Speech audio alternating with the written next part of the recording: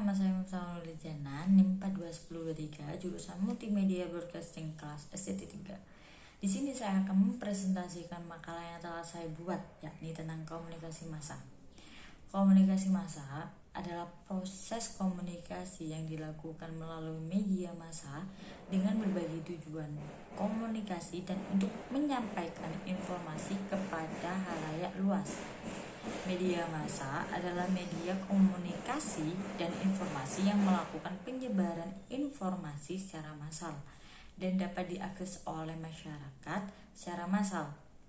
Dalam kehidupan sehari-hari, manusia tidak terlepas dari yang namanya komunikasi, karena manusia saling membutuhkan, baik dari segi persoalan sosial, agama, budaya, politik, dan lain-lain. Pengertian komunikasi massa sendiri adalah proses di mana organisasi media membuat dan menyebarkan pesan kepada halayak banyak, dan organisasi media ini akan menyebarluaskan pesan-pesan yang akan mempengaruhi dan mencerminkan kebudayaan suatu masyarakat. Lalu informasi ini akan mereka hadirkan serentak pada halayak luas yang beragam. Hal ini membuat media menjadi bagian dari salah satu institusi yang kuat di masyarakat. Menurut Bittner, definisi komunikasi massa yang paling sederhana adalah bahwa komunikasi massa itu harus menggunakan media massa. Jadi, sekalipun komunikasi itu disampaikan kepada halayak yang banyak, seperti rapat akbar di lapangan luas yang dihadiri oleh ribuan bahkan puluhan ribu orang, jika tidak menggunakan media massa, maka itu bukan komunikasi massa. Dan menurut Gepner, komunikasi massa adalah produksi dan distribusi yang berlandaskan teknologi lembaga dari arus pesan yang kontinu serta paling luas dimiliki orang dalam masyarakat. Model komunikasi massa yang pertama, model alir dua tahap.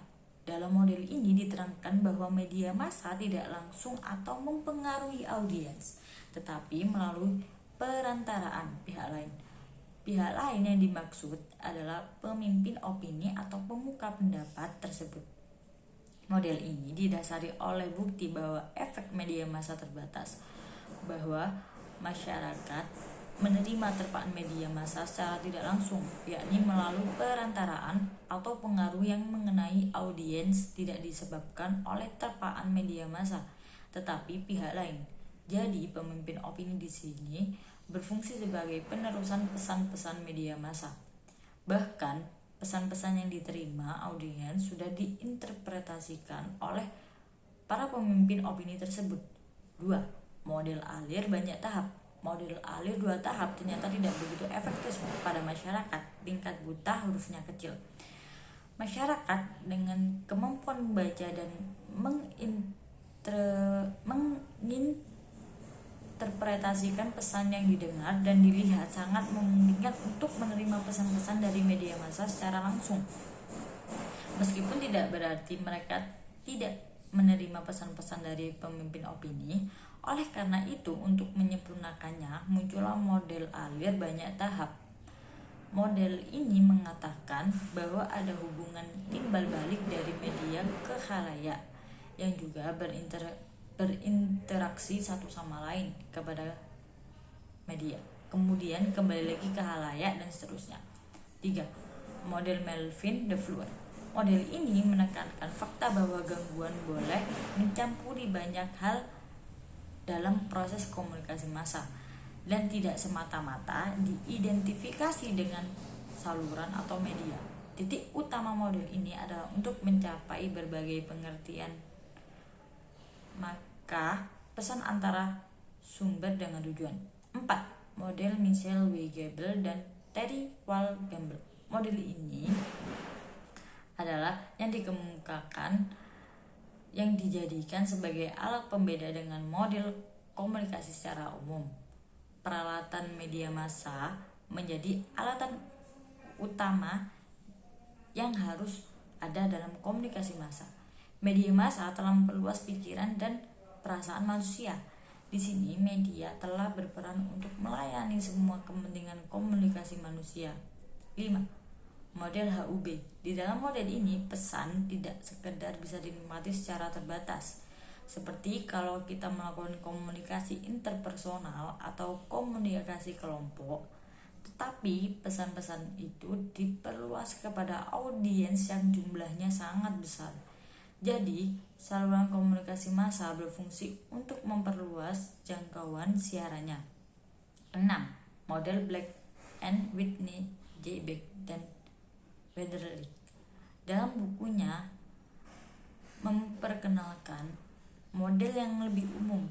Mereka membagi proses komunikasi menjadi 4 wilayah, yakni sumber, pesan, umpan balik, dan audiens. Masing-masing mempunyai ciri yang berbeda dan melekat pada komunikasi massa. 7. Model Bruce Wesley dan Malcolm. Model ini menekankan kedudukan reporter dan editor dalam media massa terpisah. Reporter berperan sebagai komunikator dalam komunikasi massa, sedangkan editor berperan sebagai gatekeeper yang dapat menghapus, menambahkan kembali, atau menambahkan laporan yang telah ditulis sebelumnya oleh reporter. 8. Model Maletzky dikemukakan oleh ilmuwan Jerman Maletzky pada tahun 1963. Di awal perkembangannya secara sederhana menggambarkan peta media massa bahwa tanah di Berlin. Model ini merupakan pengembangan dari model umum komunikasi yang sering dinamakan komunikator, medium, dan receiver. 9. Model Brian dan Wallace. Model dari Brian dan Wallace ini terkhusus untuk mengamati model arus pesan dalam media radio dan televisi. Misalnya, ada pesan yang disebarkan dengan memakai peralatan pengeras suara atau yang berkaitan erat dengan unit-unit lainnya, serta di sisi lain ada pendengar yang juga berkaitan erat dengan unit-unit yang mengitari pendengar. Model klasik komunikasi massa. Teori peluru atau jarum hidroponik. Teori peluru merupakan konsep awal efek komunikasi massa. Teori dapat menimbulkan efek yang kuat, langsung, terarah, dan segera. Halayak dianggap sekumpulan orang yang mudah dipengaruhi sehingga pesan-pesan yang disampaikan akan selalu diterima. Media berperan secara langsung dan cepat. Teori ini dikemukakan oleh Wilbur tahun 1950-an. Teori kultivasi. Teori kultivasi merupakan bagian dari teori komunikasi yang membahas efek dari komunikasi massa. Teori ini dikembangkan oleh George Gardner. Teori kultivasi ini muncul untuk meyakinkan orang bahwa efek media massa lebih bersifat kumulatif dan lebih berdampak pada tataran sosial budaya daripada individual. Teori kultivasi ini juga memberikan gambaran bahwa efek media massa tidak secara langsung menerpa halayak dan memiliki konsep dasar, teori, kajian teori, asumsi dasar, dan teori agenda setting. Teori agenda setting adalah pusat penentuan kebenaran dengan kemampuan media massa untuk mentransfer dua elemen, yakni kesadaran dan informasi ke dalam agenda publik, dengan mengarahkan kesadaran publik serta perhatiannya kepada isu-isu yang dianggap penting oleh media massa. Pengembangan media melalui komputer.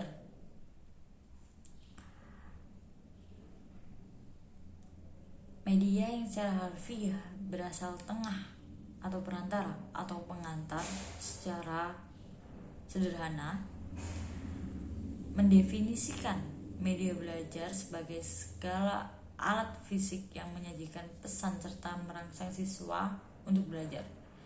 Menurut Munir, kelebihan komputer sebagai media pembelajaran adalah sebagai berikut. Yang pertama, mendidik peserta sesuai dengan kemampuan dan kecepatannya dalam memahami pengetahuan dan informasi. Yang kedua, peserta didik dapat melakukan kontrol terhadap aktivitas belajarnya. Yang ketiga, peserta didik menentukan kecepatan belajar dan memilih urutan kegiatan belajar sesuai dengan kebutuhan. Yang keempat, membantu peserta didik yang memiliki kecepatan belajar lambat agar belajar efektif karena kemampuan komputer untuk menanyakan kembali informasi yang diperlukan. Yang kelima, memacu efektivitas belajar bagi peserta didik yang lebih cepat. 6. Memberikan umpan balik terhadap hasil belajar. Yang ketujuh, memberikan penguatan terhadap prestasi belajar peserta didik. Yang ke-8, memeriksa dan memberikan skor hasil belajar secara otomatis karena kemampuan komputer untuk merekam hasil belajar pemakainya. Yang ke-9, memberikan kesempatan bagi peserta didik untuk melakukan kegiatan pembelajarannya yang bersifat individual. Yang 10, menarik perhatian karena mampu mengintegrasikan komponen warna, musik, dan animasi grafik. 11, mampu menyampaikan informasi dan pengetahuan yang nyata sehingga dapat dilakukan kegiatan belajar yang bersifat simulasi. 12, mampu menanyakan kembali hasil belajar yang telah dicapai sebelumnya karena kapasitas memori yang dimiliki oleh komputer sehingga dijadikan dasar pertimbangan untuk melakukan kegiatan belajar selanjutnya. Sekian presentasi yang dapat saya sampaikan. Kurang lebihnya mohon maaf. Terima kasih. Dan Assalamualaikum warahmatullahi wabarakatuh.